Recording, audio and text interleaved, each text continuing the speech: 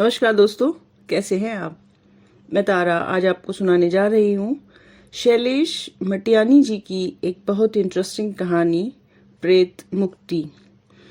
शैलेश मटियानी जी का जन्म उत्तराखंड राज्य के कुमाऊं क्षेत्र के अल्मोड़ा जिले में बाड़ेछीना गांव में 14 अक्टूबर 1931 में हुआ था। उनका असली नाम रमेश सिंह मटियानी था। 12 साल की उम्र में उनके माता पिता का देहांत हो गया था। तब वे 5वीं कक्षा में पढ़ते थे। इन्हीं कारणों से पढ़ाई रुक गई। इस बीच उन्हें बूचड़ खाने तथा जुए की नाल उगाने का काम करना पड़ा। 5 साल बाद 17 वर्ष की आयु में उन्होंने फिर से पढ़ना शुरू किया। रोजगार की तलाश में गांव छोड़कर 1951 में दिल्ली आ गए। फिर बम्बई से, फिर अल्मोड़ा और फिर दिल्ली होते हुए इलाहाबाद आ गए और कई वर्षों तक वहीं रहे। 1992 में छोटे पुत्र की मृत्यु के बाद उनका मानसिक संतुलन थोड़ा बिगड़ गया। जीवन के अंतिम वर्षों में वे हल्द्वानी आ गए थे। उनकी कहानियों में डब्बू मलंग, रहमतुल्ला, पोस्टमैन, प्यास और पत्थर, 2 दुखों का एक सुख, चील, अर्धांगिनी, जुलूस, महाभोज, भविष्य और मिट्टी आदि विशेष उल्लेखनीय हैं।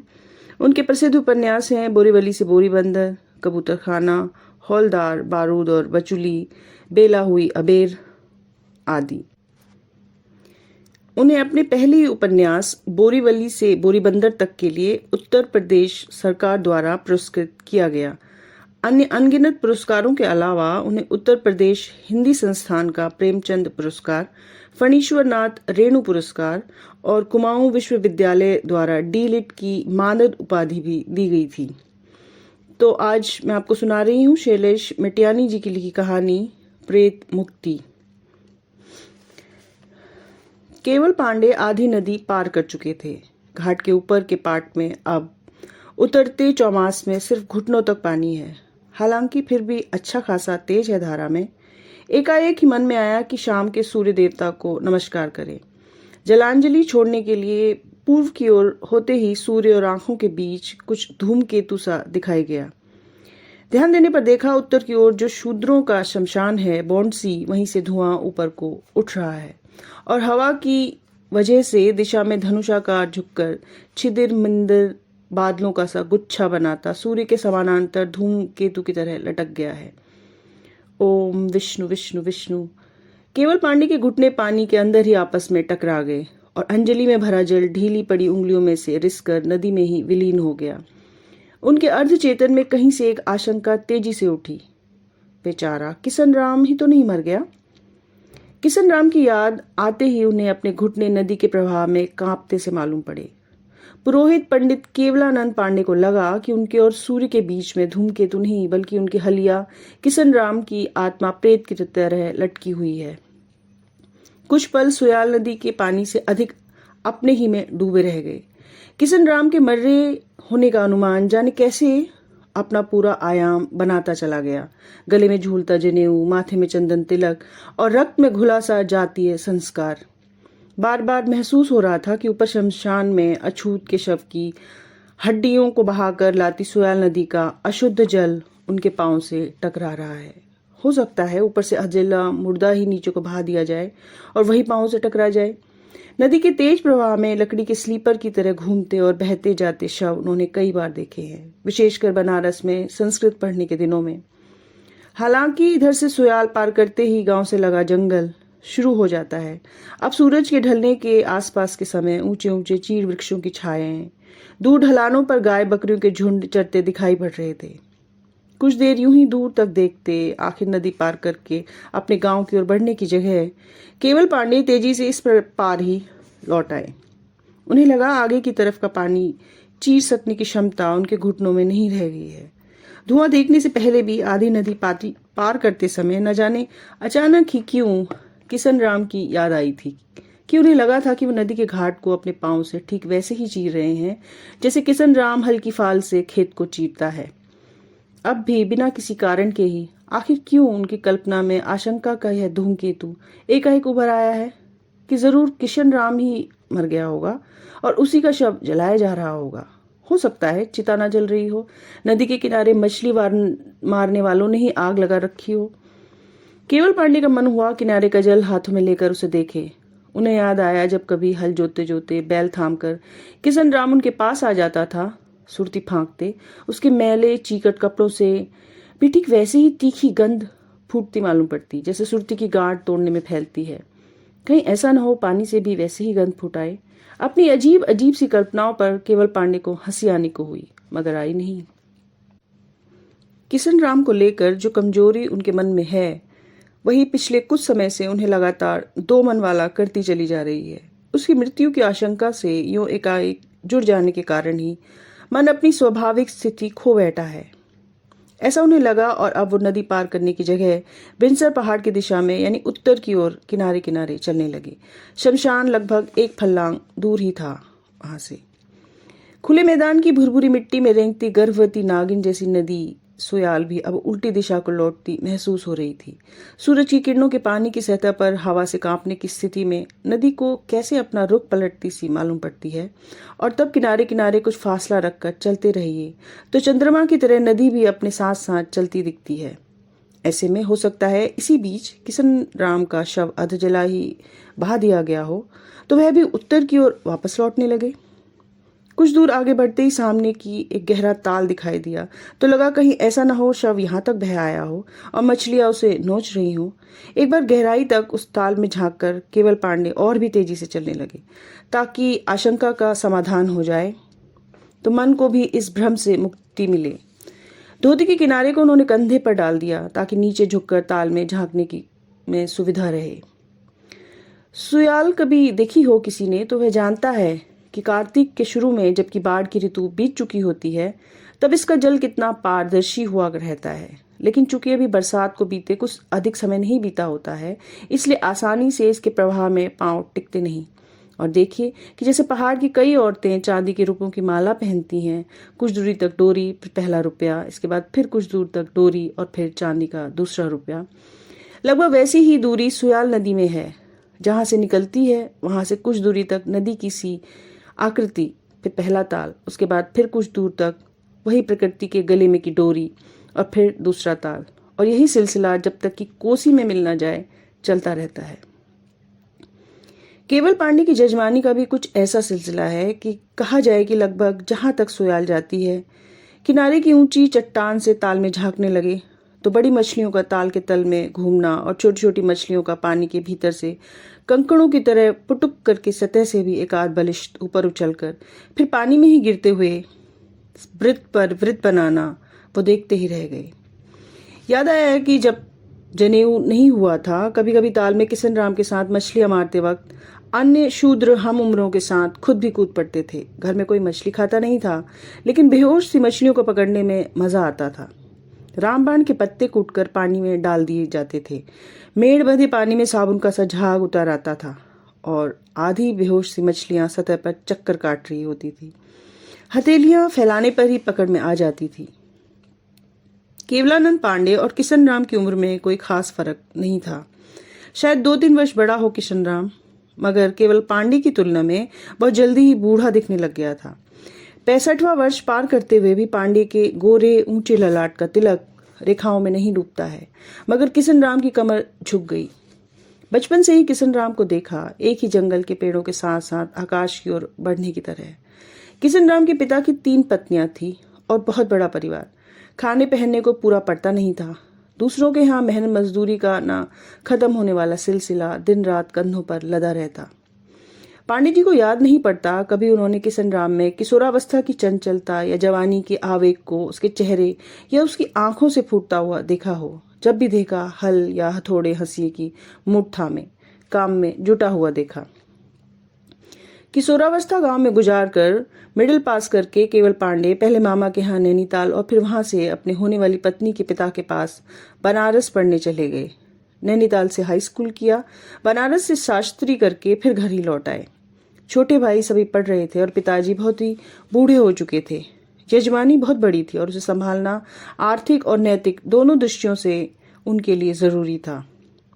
पढ़ाई पूरी करके हमेशा के लिए घर लौटने पर पांडे जी को पता चला कि किशन राम से ही इस बीच उसकी माँ मर गई और वह भी अपने मामा के यहाँ चला गया था।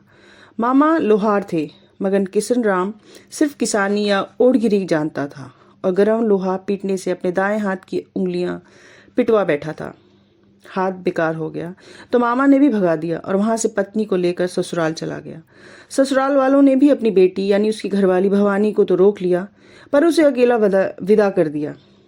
हाँ, भवानी के लिए यही तो कहा था किशन राम ने कि गुसाई जी उन डोमों ने मेरी घरवाली को रोक लिया, यह नहीं कहा कि अपनी बेटी को रोक लिया। मामा के यहाँ कुट गए दाएं हाथ की 3 उंगलियां धीरे धीरे गलती हुई बेकार हो गई। शेष 2 से सोंटा और बाएं हाथ से हल्की मूठ पकड़कर पैलों को ऊंची हाँक लगाते किशन राम की आवाज पांडे जी ने गांव की सीमा में पहुंचते ही सुनी थी, और अब रास्ते में कुछ देर किशन राम के पास रुककर उसका दुख सुख पूछ लिया। आशीर्वाद, किशन राम कैसे हो? ठीक ठाक। तो लगा जैसे अपनी सारी गाथा उन्हीं की प्रतीक्षा में छाती में दबाए था किशन राम। अवसर पाते ही प्रकट होता ही चला गया। अपनी व्यथा बताने में जिस तरह धीरे धीरे उसकी आंखें भरती चली गई थी, लगता था कहीं बहुत गहरे दबा विषाद कोहरे की भांति ऊपर उठ रहा है। उसकी आंखों की आग थी या जैसे कि बांध बांध कर ऊपर की ओर उठाए हुए पानी की सतह। किशन राम को रोते देखने का यह पहला अवसर था, नहीं तो उसकी खुश्क आंखों में तो हमेशा एक दिन मुस्कुराहट ही देखी थी उन्होंने। कठोर मेहनत के पलों में पसीने से लथपथ उसके शरीर से लगता जैसे कोई अपनी त्वचा में से आंसू बहाता होगा। और पांडे जी को तब भी तो विचित्र सी कल्पना हो आती थी कभी कभी कि किशन राम कहीं शापित इंद्र तो नहीं कि उसके सारे शरीर में आंखें ही आंखें फूटाए। पसीना वह पोंछता भी तो कुछ इतने जतन से था, लगता था गालों पर से लुढ़कते आंसू पहुंच रहा हो। ऐसे में एक टक उसकी ओर देखते रहने पर मुंह में कैसा खारापन सा लगने लगता था। लेकिन तब तक वह सुरती की गांठ तोड़ने में फैलने वाली जैसी तीखी गंध उसमें से फूट कर नहीं आती थी। बनारस से लौट आने के बाद केवल पांडे ने देखा था कि उम्र में बड़ा होने पर भी किशन राम उनके गोरे बलिष्ठ और खुले हुए शरीर की तुलना में ऐसा लगता था जैसे इतने वर्षों के बीच प्रकृति ने उस लोहे को गर्म करके परिस्थितियों की चोटों से पीट पीट कर अपने अनुकूल बना लिया है। खेत जोतते, पेड़ काटकर गिंडे बनाते या हल जोतते, पत्थर तोड़ते में भी वैसे से अपनी पूरी तन्मयता से प्रकृति में समा जाता था। पांडे जी को बार बार यह अनोखा दृश्य याद आता है जब 14 वर्षों की उम्र में ही शादी हो जाने के बाद किशन राम दुर्गुन के लिए अपनी पत्नी को उसके मायके ले जा रहा था और वह मिडिल स्कूल से लौट रहे थे। छोटी सी ठिगनी सावनी लड़की गाढ़े हरे रंग का घाघरा और गुलाबी रंग का पिछौड़ा पहने बड़े इत्मीनान से बीड़ी पीते उसके पीछे पीछे चली आ रही थी। किशन राम ने महाराज कहकर जमीन में मत्था टेकते हुए पांडे जी को प्रणाम किया था और उसने बड़ी जल्दी से बीड़ी को अपनी हथेली में ही घिस लिया था और फिर हंस पड़ी थी। पांडे जी को हंसी आ गई थी। किशन राम भी हंस पड़ा। गुसाई, हमारी कौम में तो सारे कर्म कांड बचपन में ही सीख लेती हैं छोरियां। और आखिर शर्माते शर्माते पूछने लगा था कि शास्त्रों के अनुसार किस उम्र तक आपस में खुलकर बातचीत करना मना है? शास्त्र का उच्चारण करने में किशन राम का कंठ तब भी कुछ थरथरा गया था। पांडे जी बचपन से ही तीव्र बुद्धि के थे, समझ गए कि सयानों की बात को गांठ बांधे हुए है। भोले निश्चल स्वभाव के किशन राम के प्रति उन्हें शुरू से ही आत्मीयता सी थी और एक झलक किशन राम की घरवाली की उन्होंने भी देख लिया था। एक हम की सी जिज्ञासा में धीमे से कहा था, अरे यार किशन राम, अभी तो खुद मैंने ही कोई ऐसा शास्त्र नहीं पढ़ा है। पिताजी संस्कृत पढ़ने काशी भेजने वाले हैं। 10-12 वर्ष बाद बटुक शास्त्री बनने के बाद मैं तुझे बताऊंगा कि इस मामले में शास्त्रों में क्या लिखा है। और तब कैसे हंस पड़े थे वे दोनों एक साथ, जैसे कि जंगल में के फूल हों। किशन राम की घरवाली के सिर पर निंगाले की डलिया थी, पीले पिछौड़े के छोर से ढकी हुई दुर्गुन की पूरियां रही होंगी उसमें, और आलू के गुटने या गढेरी का साग। कई वर्षों के बाद एक बार छुट्टियों में घर लौटे थे कुछ दिनों को, तो किशन राम से पूछा था उन्होंने कि किशन कोई संतान हुई कि या नहीं। और किशन राम के उत्तर से उन्हें लगा था कि जैसे वे उसी दिन की प्रतीक्षा में है जबकि पांडे जी उसे शास्त्रों में लिखा हुआ उत्तर बताएंगे। काशी से शास्त्री करके लौट आने के बाद भी उनका मन वही प्रश्न पूछने को हो रहा था कि किशन राम की दुकान गाथा से मन भर आया। उन्होंने अनुभव किया कि इस बार किशन राम की घरवाली ने अधजली बीड़ी को अपनी हथेली में घिस लेने की जगह किशन राम के कलेजे के साथ घिसकर बुझा दिया है, और किशन राम के प्रति उनकी इस दया भावना पर उसकी घरवाली कहीं छिपकर खिलखिला रही है। बचपन बीतते न बीतते ही शादी हो गई थी किशन राम की, और पूरी तरह सयाना होने तक वो संबंध भी टूट गया। उन दिनों किशन राम अकेला ही रहता था। अनेकों के मना करने के बावजूद पांडे जी के पिताजी ने किशन राम को ही अपना हलिया रख लिया था। हलिया रख लेने के बाद उन्होंने तथा पांडे जी की माँ ने किशन राम से कहा था, किशन राम पहले तो विश्राम लेने को डाल पर आकर बैठी हुई जैसे भुर उड़ गई, अब तो क्यों उसके लिए जोग धारण कर रहा है? अरे तू ब्याह क्यों नहीं कर लेता? तो हमारी खेती भी कुछ और ज्यादा संभलती।